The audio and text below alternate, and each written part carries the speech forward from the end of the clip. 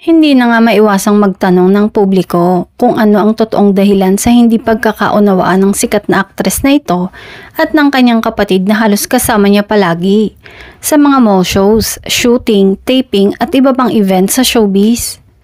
Marami na ngang lumabas na chikang tungkol daw ito sa pagkawala ng pera o ang mga kinita ng kanilang negosyo na pinuhunanan ng aktres.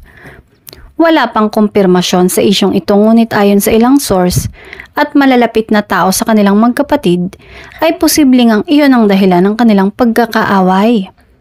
May isa pang source umano ang naglantad na bago pa man lumabas ang balitang ito ay may nagsabi na nahuhumaling sa sugal itong kapatid ni aktres at mukhang doon yata naubos ang perang kinita sa negosyo nila.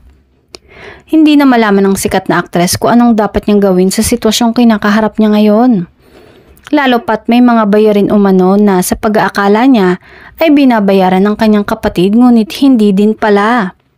Napaka-personal na issue ito lalo na't kapatid niya ang involved kaya siguro minamabuti nilang wag ilabas sa publiko at sikapin na lang pag-usapan at ayusin ng sila-sila lang.